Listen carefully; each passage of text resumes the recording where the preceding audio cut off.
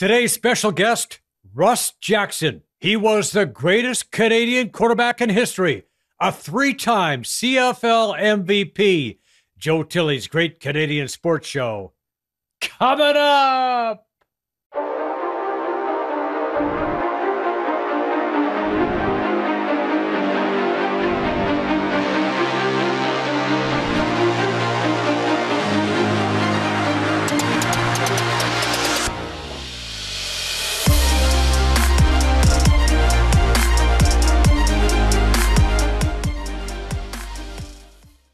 Very pleased to have today's guest on the show. He hails from Hamilton. He played 12 CFL seasons, all with the Ottawa Rough Riders. He was a six-time All-Star, three-time Grey Cup champion, four-time winner of the CFL's Top Canadian Award, three-time CFL Most Outstanding Player Award, the 1969 Canadian Athlete of the Year. He's in the Canadian Football Hall of Fame, the Canadian Sports Hall of Fame. He is a member of the Order of Canada. Ladies and gentlemen, welcome to the program, Russ Jackson. Russ, great to have you here. Great to be with you, Joe. So we like to begin right at the beginning. So you went to West Hill Secondary in Hamilton and decided to stay close to home for your university career. You played at McMaster University. At McMaster, you get nominated as a McMaster's Rhodes Scholar. So clearly, you were more than just a pretty face on the football field. A smart fella, too. But you chose to turn down the Rhodes Scholarship and pursue a CFL career with Ottawa. What prompted that decision? Well, just to get it straight so I don't get a lot of phone calls, it was a nomination to be McMaster's nominee for the Rhodes Scholarship for Canada. Oh, okay. So that's what it was, and I turned it down at that level. But it was really something I think all my life I was involved in sports, especially football and baseball. And I wanted to see if I could make it somewhere as an athlete. I had my education behind me, and I knew that there was always going to be work and a job out there. So it came down to that decision of, do you want to be the nominee and maybe go over to England for 2 or 3 years of more education, or whether give sport a shot. And I made the decision that sport was going to be the way to go. And as it turned out, it was the right decision. So who knows what might have happened if I'd stood for the scholarship nomination and gone to England for a couple of years. So I can't look back and say I made the wrong decision. No question. I would say most people would agree you made the right decision. That 2 or 3 year stint in England might have definitely cut into your football career, no doubt about that. But you were drafted in the first round by Ottawa after a great career at McMaster. Talk about your CFL career. The Rough Riders actually, the way I understand it, didn't plan to use you at quarterback in the beginning. Is that true? No, when I was drafted by Ottawa, I think they thought that maybe I could be a defensive back. I don't think they drafted me specifically as a quarterback. And there's an interesting story of how I got to Ottawa, because Ivor Wynn, who was the athletic director of McMaster, was a good friend of the people out in BC, and they had the first draft pick that year. And Herb Capozzi, whom I'm sure you will remember, was involved with BC, and he and Ivor were close friends. And I was not playing in the big college group in Ontario. I was playing in a smaller group with McMaster. And Ivor was pushing me that Herb should draft me, that I was a pretty good candidate for the CFL. And BC had the first draft pick that year. And when it came down to making the pick, Herb Capozzi couldn't make up his mind between Russ Jackson from a small university, McMaster, or a running back from Western University. And he told me later, a few years after everything had settled down, that he flipped a coin to see whether he was going to draft Russ Jackson or the running back out of Western. And it came up the running back out of Western, and he drafted him. He stayed with BC for a couple of years and then retired out of football. And I got drafted by Ottawa. So it was sort of one of those crazy stories that might never have ended up in Ottawa and might never have had the chance to play quarterback. That was crazy. I hope he threw that coin away because it was a bad coin. You ended up playing 12 seasons in the CFL for Ottawa as a quarterback. Never missed a game due to injury. Never missed the playoffs. Won the Grey Cup, or went to the Grey Cup 4 times. Won it 3 times. Those clearly were the glory golden years in Ottawa. Did it feel that way at the time? Well, when I first went there, Ottawa had a good nucleus of football players, and Frank Clare and Bill Smith were the 2 coaches. It's hard to believe there were only 2 coaches in those days. Frank Clare handled all the offense, and Bill Smith handled all the defense.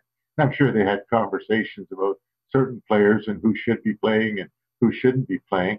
But I got there. I think they had anticipated I might make it as a defensive back. In fact, Bill Smith thought that I was pretty well built and maybe I could play linebacker in those days. Thank goodness that never came to fruition. But I played defensive back a bit, and then finally got the chance to play quarterback after quite a few American guys came and went, and managed to have some success. And my sort of offensive abilities or skills match what Frank Clare wanted to do on offense. And I think that was one of the biggest reasons that I got that chance to play, and where guys like Frank Kapuka, who'd had a good career out west and came to Ottawa in the late 50s, early 60s, just couldn't make it with Frank because he didn't want to throw the ball, 40, 50 times a game. He wanted to run the ball too.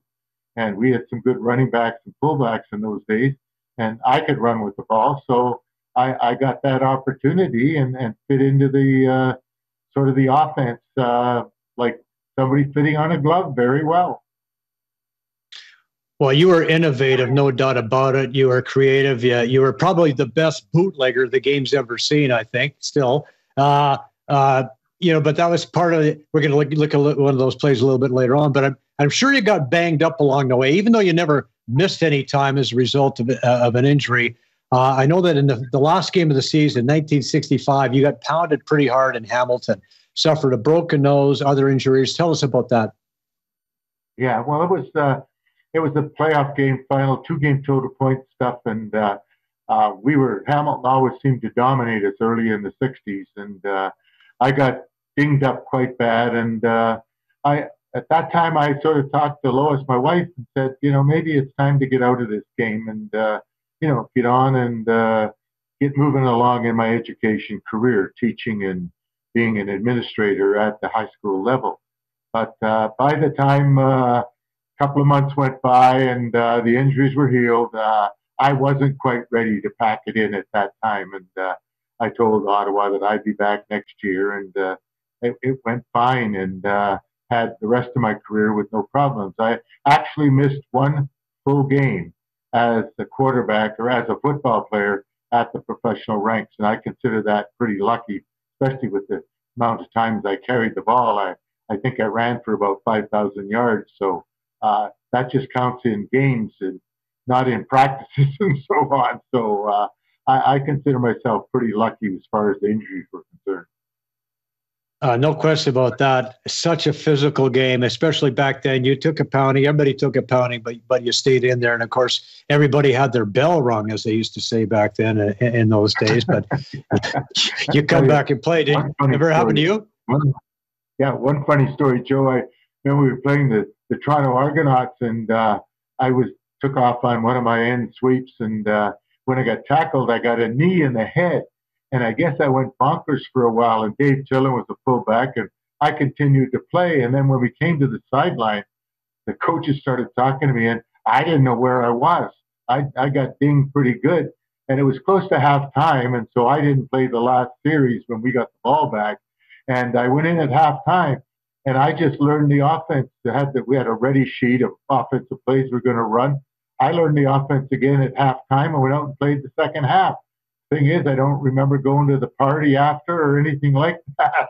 But next day I went and saw the doctors and I was okay. But that's the way things were in those days. There were a lot of substitutes and you just played. Right, and no doubt about that. That was a concussion, and the fact that you were able to overcome that and not be, have some permanent damage is a miracle.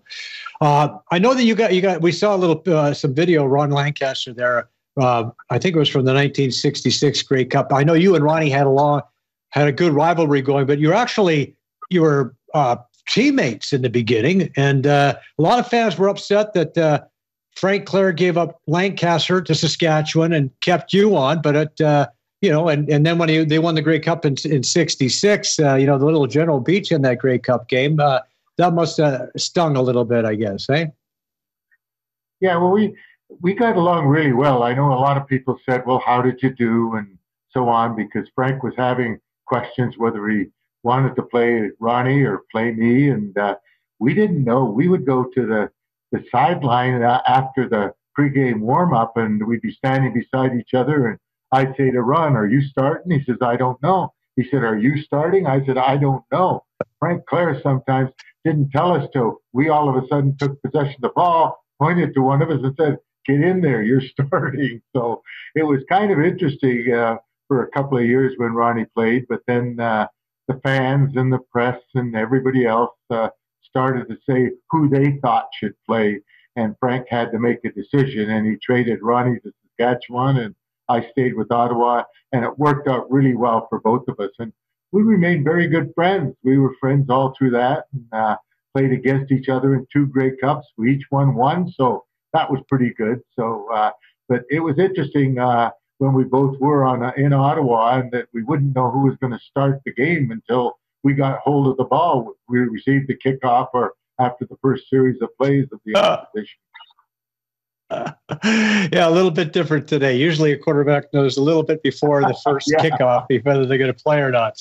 But so you won the Grey Cup in 1968. That really is your first one as a starter, beating Calgary 24-21 in Calgary in Toronto. What do you remember most about that game, that first that Grey Cup win in 1968? 68, we played the Stampeders, and they had a good football team. Peter List, Terry Evanston had a great year. And it was a tough game going back and forth, not a lot of points being scored. And we had noticed a certain defense that Calgary played. By we, I'd say Coach Clare and myself when we're watching film, a certain defense, but we ran a certain offensive formation. We didn't run it very often, but we noticed that the deep backs rotated very quickly when we ran. It was a sort of a semi-rollout.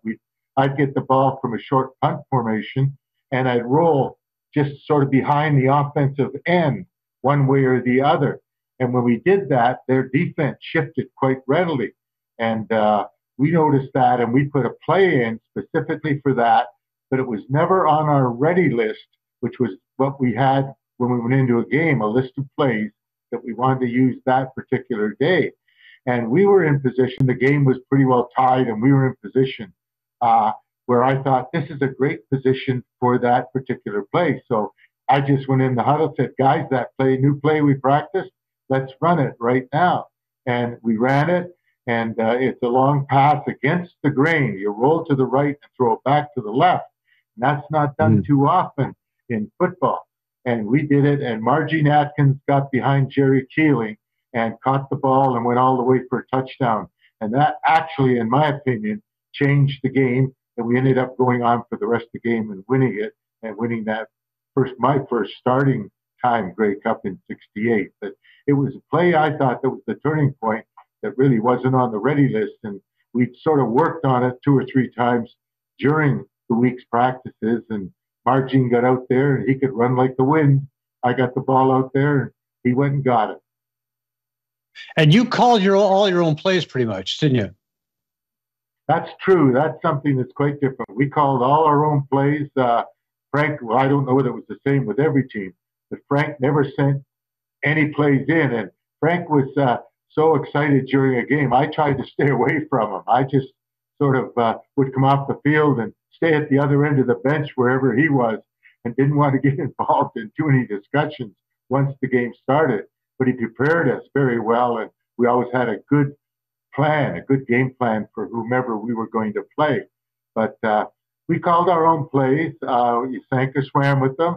And that's quite different now because as you know, the quarterbacks now go do what they're told, and they're getting them all called from the sideline or up in the spotter's booth. So it was quite different in those days. A lot more responsibility for the quarterbacks than they do now. And I think you had to plan what you were going to do. And I think that's one of the big things that differentiates quarterbacks from my day than the ones now, that if you were playing late in a football game and you were down 5 or 6 points, you had to start planning how you were going to go about trying to get a touchdown drive going so you had a chance of winning that football game. Whereas nowadays, the quarterbacks go out in the field and the guys up in the booth or down on the sideline tell them what they're going to do. Well, you had nobody to blame. Now a quarterback can say, well, hey, coach, you called the play, yeah, it was a wrong play. Yeah. Fortunately, most of the time we got the right idea. Yeah, nobody to blame for you guys back then, that's for sure. So I want to talk about these career numbers because they're pretty impressive. 24,593 passing yards, 1,356 completions, 185 touchdowns. You also ran for over 5,000 yards and 54 touchdowns. There could have been more, but you decided to retire at the top of your game, and that's kind of a rarity in sports, isn't it? Well, it's one of those things. I had a career to go to. I think a lot of the guys didn't have a full-time career. They had jobs, but didn't have a full-time career. I enjoyed teaching and also being an administrator at the high school level in Ontario. And I had told Frank Clare as it got later in the 60s and so on, I said, I'll let you know a year in advance when I'm going to retire, because basically when we went to training camp, the job was mine. He brought in a couple other quarterbacks, but their chances of making the team where they had to play defensive back or some other position, and they were the backup quarterback, and they basically knew they weren't going to play very much, if at all. So I had thought along the lines. I'd been in education. I knew I wanted to continue and maybe advance to be a principal at a high school level. And after the 58, or I should say the 68 Grey Cup game, and we won it, I talked to my wife. My 3 kids were getting older. I was away from home a lot because my practices were longer than everybody else's, because I had to stay after practice and watch film with the coach. And I'd get up and I'd be at school at 7 o'clock in the morning, because if I wanted to see a parent, they had to see me before school started, not after school, which was the normal situation, because I'd be heading to football practice. So I just decided we'd won the Grey Cup. We had a great team. I would play one more year. And I told Frank that, so he knew before the season started that it would be my last year playing professional football. So it gave him a chance to start looking around to try and find somebody to come in and take the job over. So it was one of those things that I decided the year in advance. I know a lot of people thought it was just because I was going to try and get more money. There wasn't a lot more money available than what we were going to do in those days. So it was honest, but I think right up to the day I retired at the end of that season, and they had a Russ Jackson day, there were a lot of people, sports writers included, thought that it was just a game I was playing and that I was looking for a bigger contract. And anyway, we went on and won the Grey Cup game, and there was no better way of leaving with 2 straight Grey Cup wins. Now, it seems to me that they had that Russ Jackson game day. Didn't they have that like before one of the playoff games or something, or during the playoff game or something like that? Is that what they did? Yeah, they had which was strange because they actually had a Russ Jackson day, the second game of the finals against the Toronto Argonauts. And I was sort of thinking myself, this is strange to have a Russ Jackson day on the big game that we've got to win it to go to the Grey Cup. Like they could have waited till next year and had it at one of the games the following year, but for some reason they decided they were going to have it. I was really quite surprised that there was a Russ Jackson day against the Argonauts in that second 2-game total point final to go to the Grey Cup. Especially Argos won by a few points in the first game in Toronto. But that's when they had the Russ Jackson day. Worked out. We won the game, went to the Grey Cup, won the Grey Cup. So I guess they say they did the right thing. Well, except for, I'm just thinking, if I'm the Argonauts, right? If I'm a player on the Argonauts, we're up after that first game of the 2-game total point. We go in Ottawa. They're really rubbing it in our noses here, having this Russ Jackson day, right? Right when we're in the playoff game. So I'm thinking that might have given the Argonauts a little extra motivation, make you guys play that much harder to get that victory. Yeah, and I can remember too, thinking of the Argonauts, that when Dick Shadow retired, they had a little presentation in Ottawa the last time Toronto was in there during the season, so that the football club and the sportscasters and so on in Ottawa could recognize Dick Shadow and what he'd done for the Argonauts and Canadian football in general. And we won that game too, so it was a good thing to have a special day when we played the Argonauts. Yeah. Well, so you're retiring in 1969. It's your final season, and it was your most successful season. Over 3,600 yards passing, 33 touchdowns, and, of course, the big game, the 1969 Grey Cup, that rematch with Saskatchewan, and you had a chance for a little redemption in that game. Now, we got some video highlights of that. Vic, our producer, is going to roll that. This is what proved to be the winning score right here. You hit Ronnie Stewart on the screen pass, and Stewart did the rest. Tell us about this.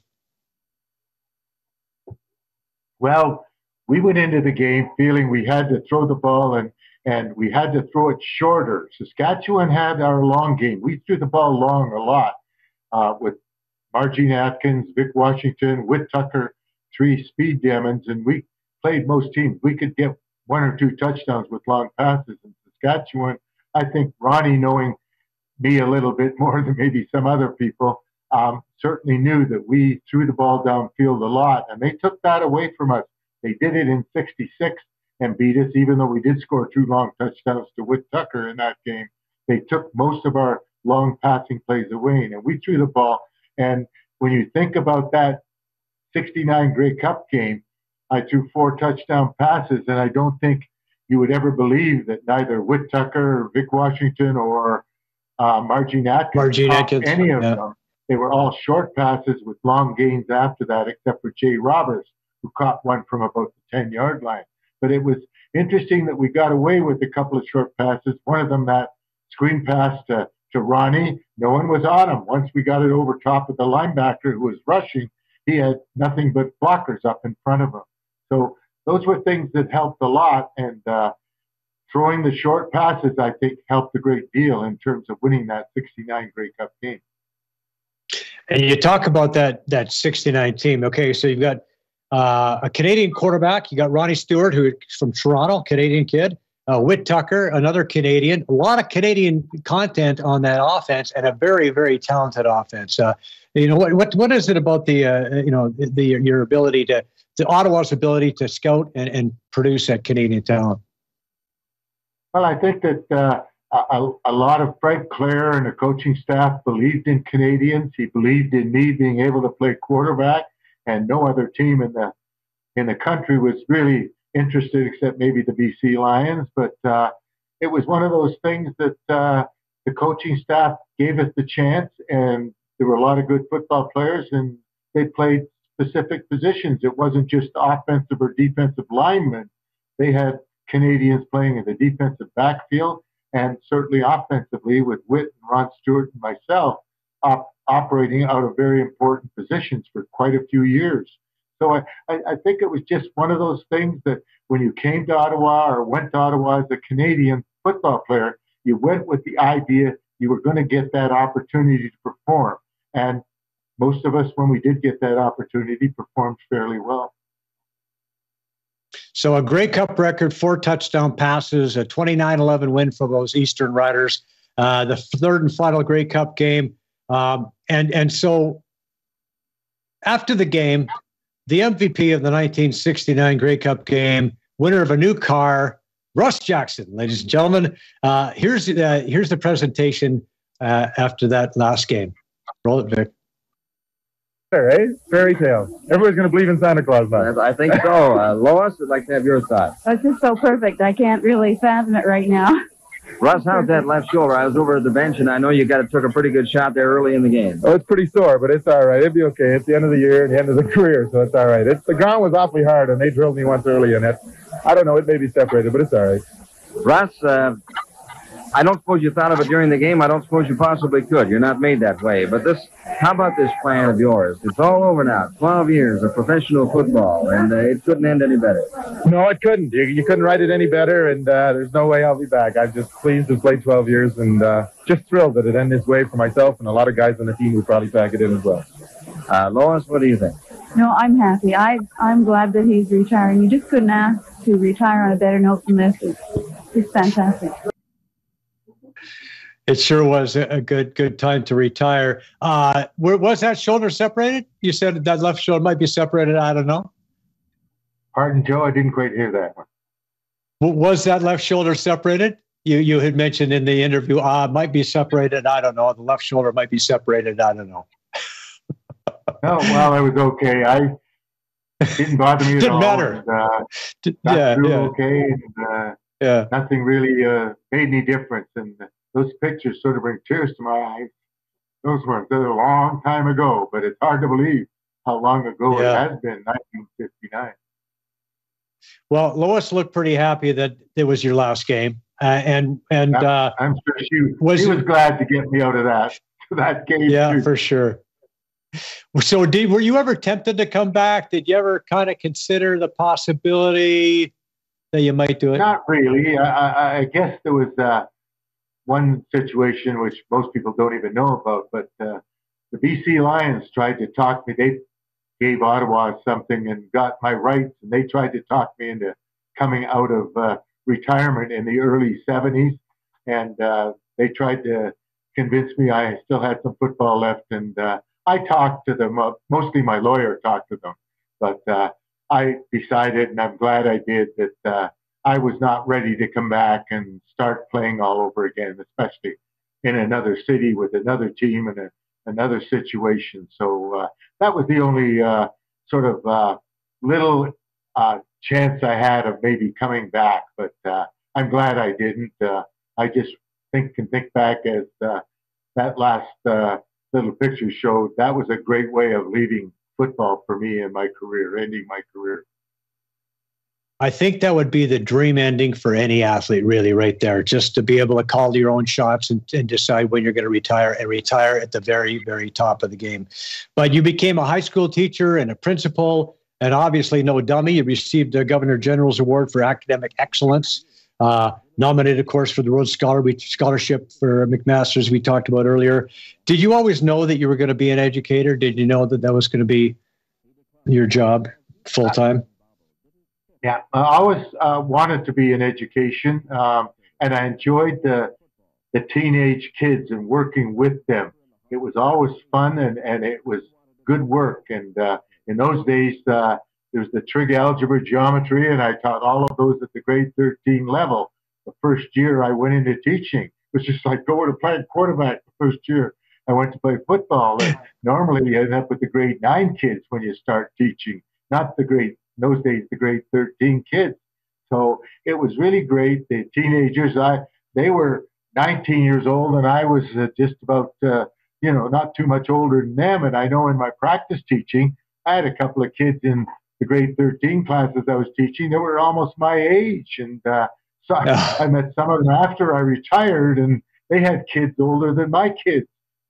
They had got married faster than I did, and had a family earlier, and it was kind of interesting. But I enjoyed teaching those kids that were older, and I did a lot of grade 9 trig algebra geometry, and it was kind of fun. And then when I became a director or a head of the department, it was kind of fun doing that as well, and went on to become an administrator, and that's what I always wanted to do. I enjoyed working with the teenage kids, and that gave me the opportunity to do that. You also did a little bit of, you squeezed in a little bit of time as a commentator. And we actually have some of that. We've got you and Frank Rigney, halftime analysis of a Grey Cup game between Montreal and Edmonton. Roll that, Vic. they like to play a 4-4 type of defense, and I think they feel they cannot cover the Edmonton Eskimos man-to-man. They feel they have to play zone defense, and when you do that, you have to play a real team defense. You must get the 4 short defenders covering the entire width of the field. And along with that, you have to get a good pass rush. The front 4 must put some pressure on the Edmonton quarterbacks, but then the 8 defensive secondary men must cover the entire width of the field. And here we have good coverage with Larry Utek underneath the intended receiver and Dickie Harris behind that receiver. And I believe that throughout the afternoon, the Montreal defense is going to have to do this because that Edmonton club is going to live by the pass. And if they can't play team defense, I think they're going to have some problems. Well, fancy jacket and times to match. So now John Hudson commented on the post when I posted out today. John Hudson commented, Russ Jackson was a great analyst, and he could have been a terrific analyst, but you chose instead to just stick to teaching. And why did you not decide to maybe do a little more analysis? Because you could have made a career out of that. Well, could have made a career, but it wasn't something that I wanted to do. I enjoyed it. I enjoyed doing the TV work with the football after I retired for a few years. But I really didn't want to make a career out of that. I'd had football. It was interesting to see it from the other angle, from up in the press box and analyze what is taking place. And I also did some radio work for CHML, which is even tougher because you're doing it on radio. You don't have pictures to help you when you're analyzing things that were taking place on the football field. But it was not. I enjoyed working with the guys, Don Chevrier, Tom McKee, and Art Darch were a part of the crew. And for the few years I had to do that, it was fun. I looked at it as fun. I didn't look at it as a job. And I guess maybe that says that I wasn't ever going to make a career out of it. Well, yeah, I mean, it looked like you were having some fun with it, and it was kind of cool. Now, you are an analyst. You've done some analysis. I'm going to ask you to fast forward a few years now and put an analyst hat on. What do you think about Nathan Rourke? He's a young quarterback, kid from Victoria, played at Ohio, and he's having a great start to his career with BC. Right here, we got incredible pass completion percentage. This is a 66-yard bomb that he put right on the money for Josh Pearson. This is the Canadian quarterback that everybody's saying we've been waiting for since Russ Jackson. What do you think of this kid? Well, I must be honest. I haven't seen him play live. I've just seen him on TV. So it's not fair to sort of make my impressions something everybody should listen to and make sure they come true. He's starting off very well. He can throw the ball. He seems to read the defenses very well, which is something an American sometimes played American football has trouble with because of the extra player out there, not just on offense, but on defense and the wider field. But he certainly has got off to a good start. I just hope they don't keep putting the pressure on him. Not that I'm the only Canadian quarterback that ever played this game, but I just don't want him to have to put up with it every time he plays a football game to say, well, how did he do compared with me? Let him develop, let him have his time to develop, and maybe 6-7 years from now, see what it's like for him and see how he compares if you want to compare him to me. But I think it puts a lot of pressure on him. What I've seen of him, it looks like he's got the abilities, and let's just let him use those abilities to play football in the Canadian Football League, but don't put any extra pressure on him. Right. Nobody needs that extra pressure for sure. But here's a small window that we're looking at right now. 4 games for this kid, completed 104 of 130 passes, 1,355 yards, 12 touchdowns. He's also ran for 180 yards, scored 3 times. He seems a lot like Russ Jackson in terms of his ability to get the job done here. So it does. But we look at the list of the top 50 passers in CFL history. There's one Canadian name on there, and that's Russ Jackson. Why is it been so difficult to produce another good Canadian quarterback, like another top Canadian quarterback? Well, I've been at that. By the way, he's a lot bigger than me too. Okay. But Rourke. But anyhow, I've been asked that question so many times, and I really don't have a definitive answer to say why. Number one, they've got to be given the chance, and they've got to keep the pressure off them. As I mentioned with Rourke, I think they've got to, for Rourke, I got to keep the pressure off him. Don't keep comparing him with other people. And no matter what he does, let him do it. Let him have his successes. And then later on, give him all that credit. Nothing wrong with giving him credit now when he has good football games, but don't keep the pressure on him. But I think that American coaches, most of them, didn't believe that the Canadian quarterback, to answer your question, could do the job. And they never were really given the chance to produce and have that opportunity, like I was, to play the game, be able to do it myself, and be able to use my strengths, what I thought were my strengths. I used them very much in the early years of my career. I ran the ball a lot more than any other quarterback. That was because that was my strength at that time. It wasn't throwing the ball at that time. Now, as I developed, I could throw the ball very well, and things worked out very well for me. So I just think that some of the younger Canadian quarterbacks never did get that opportunity to develop and have the full opportunity of playing for 5 or 6 years to see whether they could really develop into a top-flight quarterback. Well, also, I think the fact that you were such a cerebral quarterback and called your own plays, do you think that maybe that was something else that helped you, and maybe some of the younger quarterbacks today aren't getting that opportunity?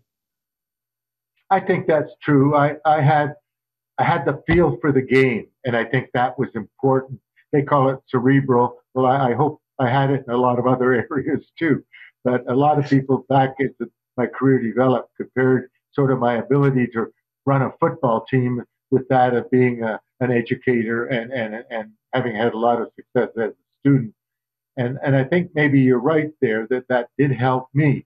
But I got into an offense with Frank Clare that I knew how to run. I knew what I could do to make it run. And I think that was one of the reasons for my success, because when I went to Ottawa, they didn't throw the ball a lot. They ran the ball. And that fit me perfectly. If I'd gone to a team that wanted to throw the ball a great deal early in my career, I might never have had the success that I did have over my 12 years. Okay, keep your analyst hat on, because I'm going to ask you another question about a recent game. Jeremiah Masoli, quarterback for the Red Blacks, was injured on a nasty hit by Garrett Marino. Now, after the hit, Masoli tweeted this out. Now, I've seen the poor and uninformed excuses given by Saskatchewan's head coach, and no apology from Garrett Marino, Coach Dickinson, or any executive from Saskatchewan. After playing 12 games and already with a previous ejection and 2 fines before this incident, it is clear Garrett Marino cannot control himself. The welfare and safety of CFL players do matter, and we should not have to worry about those who consistently cannot play within the rules. Now, there was more he would continue, but what do you think of what Masoli had to say? Well, I think he said it right after he got hurt. The rules are you're not supposed to tackle a quarterback below the knees. He came in low. He didn't sort of slide down and tackle him. He came in with the idea of hitting him below the knees. So I think Masoli had the right to say what he wanted to say. And also he knew that they were going to play his old team, the Tiger Cats, shortly after that. And he's now out maybe for the season. And that's unfortunate. I'm sure he had the Tiger Cat game circled on his schedule. But I think that the quarterback, he had the right to say that. The rules are that way. And that defensive player was not knocked into him. He was not under duress and just happened to end up below the knees. He came in at that angle, that pursuit angle, to make the tackle. So I don't blame Masoli for making those comments. So Marino was suspended 4 games for that. Was that enough? 4-game suspension? I don't ever think it's enough when you put a quarterback out like that. As I say, that I'm not saying it's intentional. Don't get me wrong, but I'm saying all the whole pursuit of that tackle was done below the tackling area for the quarterback. And I don't believe that should be done. And I don't know the defensive player personally, so I don't know how he plays. I have not followed his career. But 4 games is certainly a suspension that doesn't happen too often. But I probably would have given him a little more if I had a say.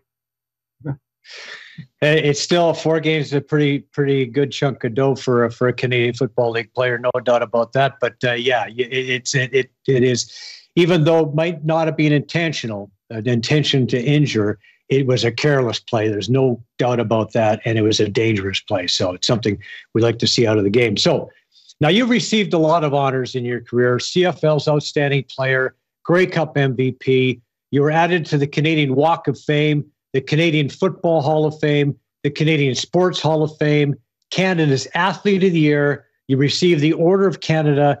Which of these honors sticks out the most for you? I hate to pick one of them. I think that the ones that mean the most to me are the team wins, the Grey Cups, winning as a team. I played as a team athlete. I was never really a player to go pick up a tennis racket or something and play an individual sport. I played team sports. I enjoyed being part of a team. And so I'd have to say winning championships with a team was the most important thing for me. The Grey Cup wins in 60, 68, and 69 still stand out to me as being very important. Although getting individual recognition certainly was nice to get, and I appreciated all of them. I wouldn't pick one as saying was more important than the other. They all are important, and people recognize that as a young Canadian kid, I satisfied my dream and played and won the Grey Cups. Well, there's one other honor that's pretty cool, too, that you received. You had a football field named after you in Hamilton at William Mitchell Park. That has to be a pretty cool honor. What part of this legacy are you most proud of here?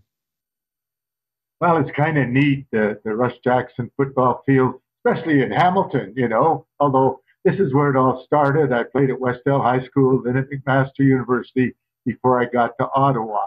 But it's great to have a football field named after me. A lot of people were there, and it was great for my family. Yeah, it's beautiful. It really is, Russ. It's awesome. Oh, you've got a birthday coming up, I understand. Happy birthday. Uh-oh. Yeah, I got a birthday coming up. I'll turn 86 next week. I don't know when this is going to be broadcast, but that might be right now. But on the 28th of July, I'll turn 86, and that's getting to be a pretty big number. So I hope I can go on for a few more and have a few more birthdays. But looking forward to it. And, I know there'll be a bit of a family gathering. Well, I know that you've helped a lot of people as an educator. You've been a great inspiration for many Canadians for what you've done athletically. And you truly are a great Canadian and a great athlete. And we're very pleased to have you on the show with us today, Russ. Joe, thank you very much. I really appreciated being with you. Okay, that was awesome. Okay, we'll have more sports when we come back. Thank you, Russ. More Joe Tilley's Great Canadian Sports Show coming up after the break.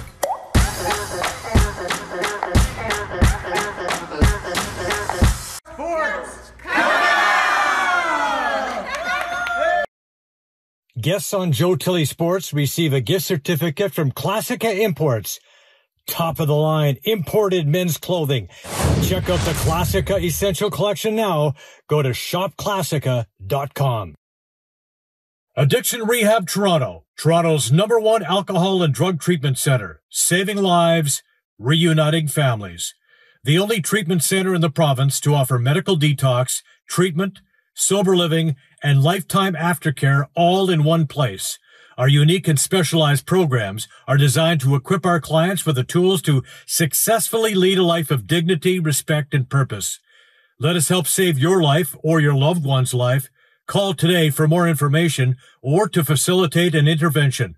1-855-787-2424 or visit addictionrehabtoronto.ca. Joe Tilley Sports is brought to you by COSA. Central Ontario Standardbred Association, providing a united voice for harness horse people racing at Ontario tracks. Check out your benefits today at COSAOnline.com and check out COSA TV on Facebook and YouTube for all the latest harness news and live action updates. Live racing year-round. Go to HPIBet.com for all your wagering options. Become a member today, and your first bet is free. That's HPIBet.com.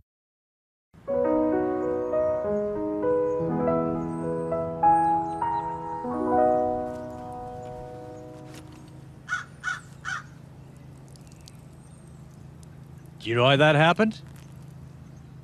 You didn't fix your ball mark. The birds around here are very protective of the course, and when people don't take care of it, this is what happens. It's pretty simple. Just find your mark, fix it, and at least one other. Hey, look at the bright side. We're not up on the northern course. They've got bears and moose.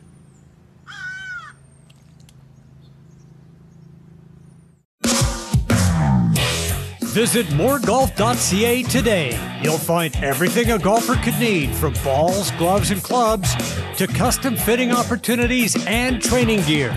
Go to moregolf.ca and get $20 off your first purchase of $100 or more. Just enter the promo code JTSports.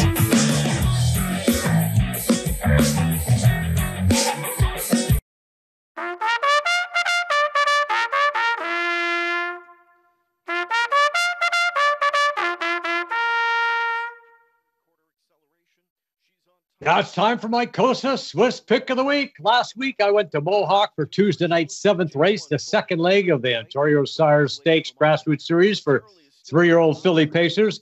I went with the number 9 horse, Delights Bayama, who got a good trip, but he couldn't quite reel in the favorite Momentarily with the Louis-Philippe Roy in the buggy. 1:50-3, the winning time. Momentarily was clearly the best on this night.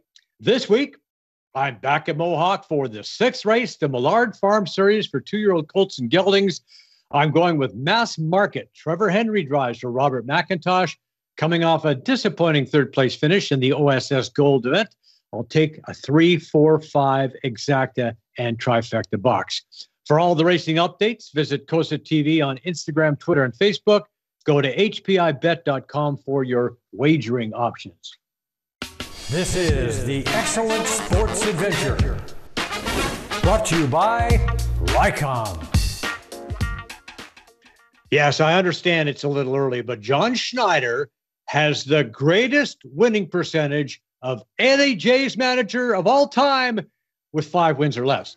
After dropping the opener against the depleted Royals club, the Jays rung up 3 straight wins, extra innings on Saturday. Teoscar Hernandez bangs one through the left side. Raimel Tapia heads home. He scores. It's a walk-off win for the Bluebirds. Oh, those are fun, aren't they? Awesome. Vladdy capping off an awesome day with 3 hits. Working a walk for the first time in a while, which was great to see. And then guys just swung it. I mean, Tapia was ready, like that matchup there. Bo, and I think just kind of finishing off with Teo when you get kind of momentum like that. It was a good time down there.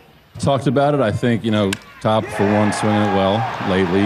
Contact ability in that situation. Piamps has a good changeup. We know him well. And just kind of liked in that situation down by 2. He was going to hit regardless. Just like that spot for him, the way he works in a bat versus Piamps.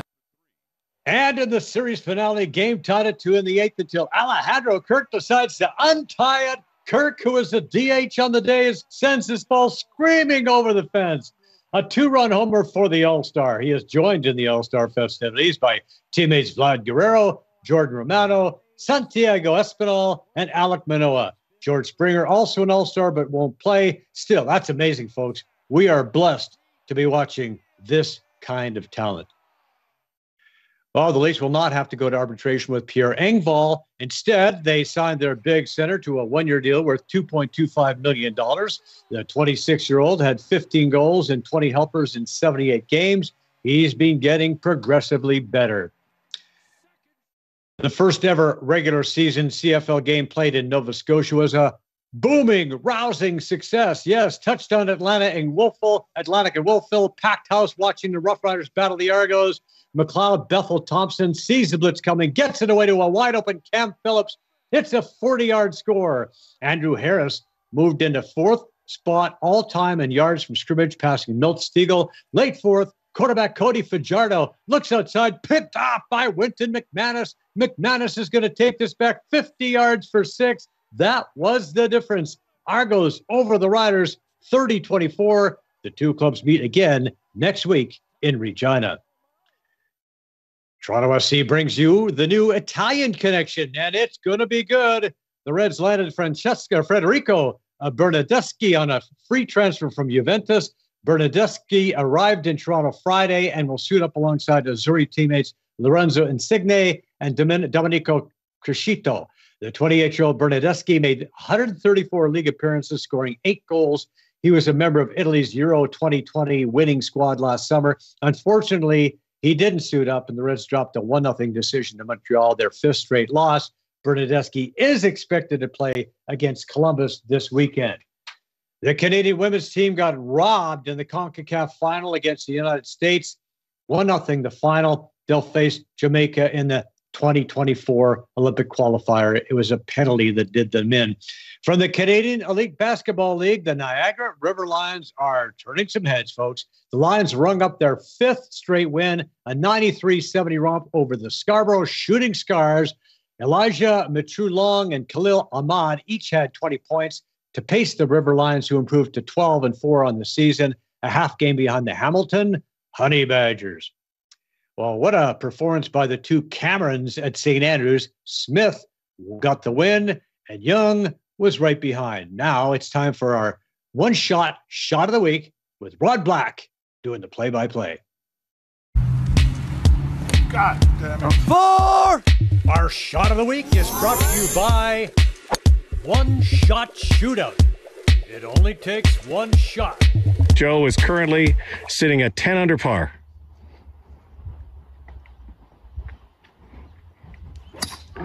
Oh, baby. Oh, baby. Oh, pin high. Pin high, but off to the right. Pin high off to the right, and that sucked.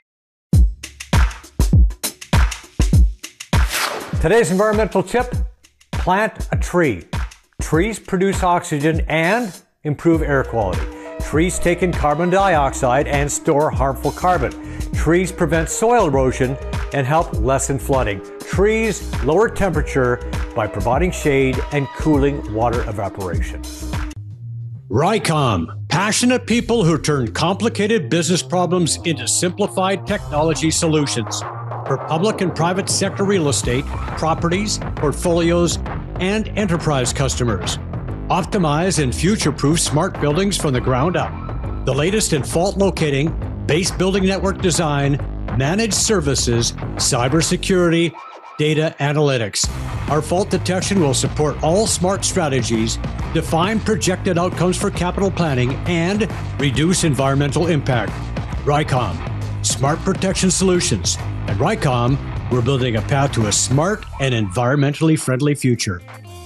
And we want to thank all the folks who make this show possible. These are friends, trusted business associates, and all-around great people. We highly recommend them all.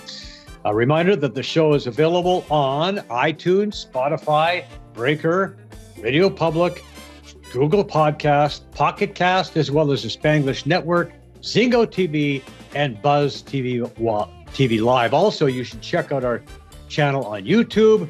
We've got past shows on there, weekly sportscasts, all kinds of very cool segments. Like and subscribe. It's free. Thanks once again to the great Russ Jackson for being on the show. Thank you for watching, and join us next week when another incredible guest drops by. We'll see you then. Joe Tilley's Great Canadian Sports Show is brought to you by Brian Gribben Insurance Planning, helping you solidify your financial future. At BGIP, what we do that's unique in the marketplace is we show people how to spend and enjoy their money in the early years of retirement without the fear of running out. Also, we're able to do this without you having to change financial advisors. Please look us up at bgip.ca today. Let's book a 30-minute phone call to see how we can bring value to you and your family in your planning. Call Brian today for all your retirement needs. We did. 905-686-5678. Do you want to buy or sell a home? Could 31 years of real estate experience help you? Why not speak to an amazing team that loves to overpromise and overdeliver? Aldo has a tremendous team of experts on staff. They are committed to making your next real estate transaction smooth and comfortable. Call 416-GET-ALDO or visit getaldo.com.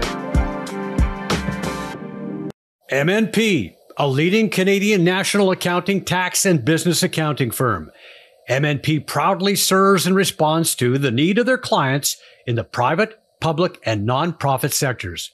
Through partner-led engagements, MNP provides a collaborative, cost-effective approach to do business and personal strategies to help people and organizations to succeed across the country and around the world.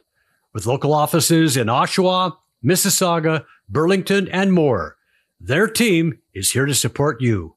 Visit mnp.ca today to learn more. Hi, I'm Joe Tilley. This November, join me and my wife Penny Claire for a trip of a lifetime. 2 weeks in Egypt and Jordan. Imagine yourself riding a camel beside the Great Pyramids, cruising the Nile River, viewing the temples at Abu Simbel, exploring the desert at Wadi Rum, visiting the ancient city of Petra, and swimming in the world-renowned Dead Sea. Only $41.99 all-inclusive with direct flight from Toronto, free upgrade to 5-star hotels, and the cruise. Visit tripoppo.com and book today to get an extra $100 room bonus credit. Let's travel. The UPS store in Brooklyn wants to help your small business thrive. We offer shipping and more, like our pack and ship guarantee. Plus, we offer graphic design services, fast digital printing, secure document shredding, and mailboxes with a real address. Visit 31 Baldwin Street in Brooklyn, Ontario. Say you saw this on Joe Tilley's Great Canadian Sports Show, and we'll tell you how to save 10% every day.